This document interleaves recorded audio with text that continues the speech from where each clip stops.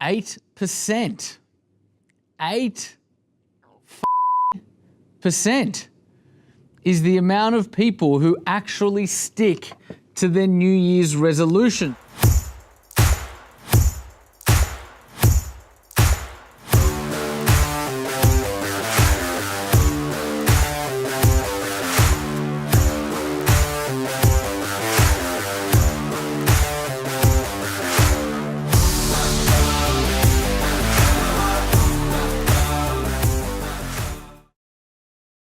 We need to talk about this, team. This isn't good enough. 92% of people are dropping off on the goals that they're setting for themselves in order to create a more meaningful life coming into the next year. Let's firstly start this conversation by saying, don't wait until New Year's. I don't necessarily believe in New Year's resolutions. If you've got something that you want to change, you've got something that you want to do in your life to make it better, to make it more meaningful, don't wait, do it now. But more importantly, let's have the discussion. If you are setting New Year's resolutions or you do have goals and decisions that you want to make in your life, how do we ensure you're in that 8%? And more importantly, how do we ensure that 8% increases so that more people are actually following through on what they're doing? Here's the key thing. And this is a realization I had about a year and a half ago. I made the determination to become a person who could set and achieve meaningful goals. And I was struck, I had a blinding flash of the obvious, which was to be somebody who can set and achieve meaningful goals is a skill like anything else. And so how do you develop the skill? I tell you, the first thing that most people do wrong is whenever we're talking about New Year's resolutions, it's like, what do you do as of Jan 1? It's the wrong time to be looking at. If you're going to set a goal that you want to take effect as of Jan 1, look at what you're doing up until December 31st. Right? Look at what you're doing in order to set the goal. Look at what you're doing in the thinking and the preparation. How are you structurally setting it up into your life and integrating it to give yourself the best chance of success? So today we are talking about the 5 questions to ask yourself so that you can set and actually achieve your New Year's resolutions and your goals. Question number 1, am I willing to make the sacrifices required and give what's necessary, right? Am I willing to make the sacrifices required? Here's the thing. Everything has a price. Please write that down. Everything has a price. If you want to read more, you're going to need to get up earlier, right? If you want to lose weight, you're going to need to stop eating things that taste yummy and start eating things that taste good, but don't necessarily give you the same dopamine hit that the desserts do or the sundaes do, right? If you want to tone your body up, you're going to need to train. You're going to need to work out in the gym. If you want to make more money, you're going to need to work efficiently and effectively. Everything has a price. The number one reason, hear me now, the number one reason people do not follow through with New Year's resolutions or even moving towards their goals is that they haven't thought through what would I need to pay, metaphorically speaking, in order to achieve this goal, and am I willing to pay the price? Right? So question number 1 is, what is the price and am I willing to pay it? Question number 2, is it achievable?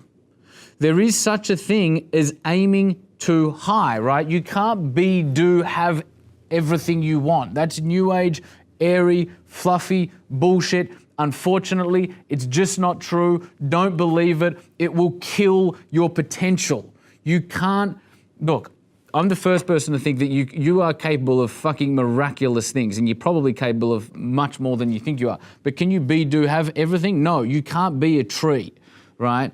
No matter how much I want it, I'm not going to play NBA basketball in 2019, right? There is a law of limited potential. And if we don't recognize that, what happens is we stay basking in our endless potential. And when you're basking in your endless potential, you're not choosing a path. When you choose a path, you're cutting off other options. And if you're addicted to endless and limitless potential, you're never going to choose a single path. Recognize that you are a human being with limited potential, and that limit is higher than what we might believe, but nonetheless it is limited. And therefore you need to choose and commit to a particular path. And just ask yourself, is the goal that I'm looking to do achievable? And or could I start somewhere smaller and gradually move it up?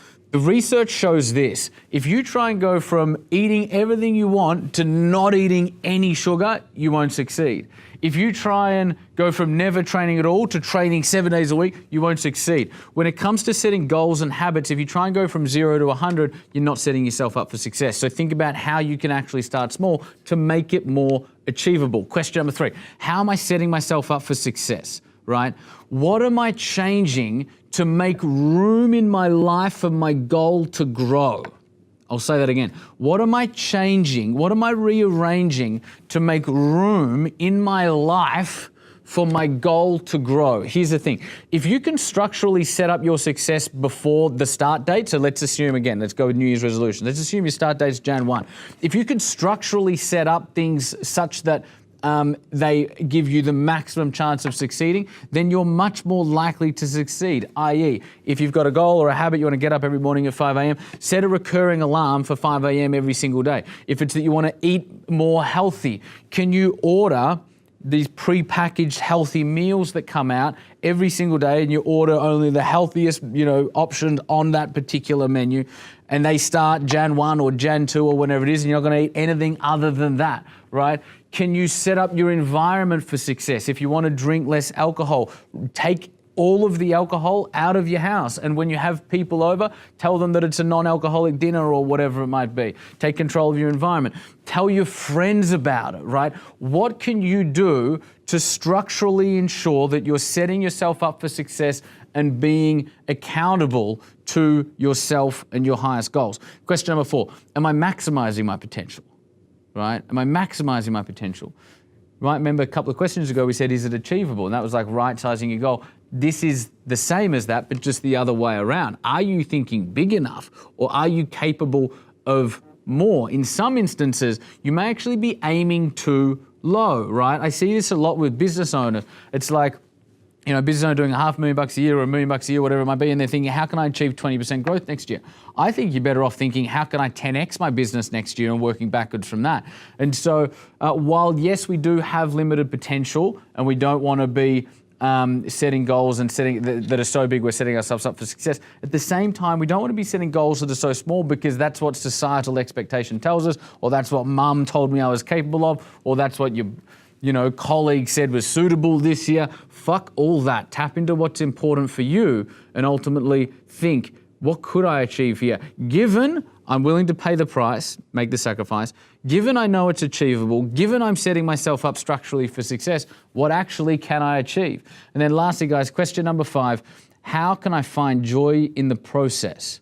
How can I find or create joy in the process? I'll give you an example of that. Recently, I've been training a lot at the gym, and it was slightly conscious, but part of the reason I've been so disciplined with it lately is that it's not actually discipline. It's that I've been enjoying it a hell of a lot more. You know why?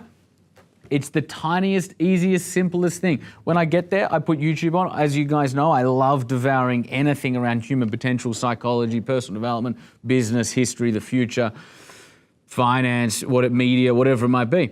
And so when I get to the gym, I look at YouTube videos that excite me, I put it on, I'm either watching it or I'm listening to it if I'm lifting weights or whatever it might be.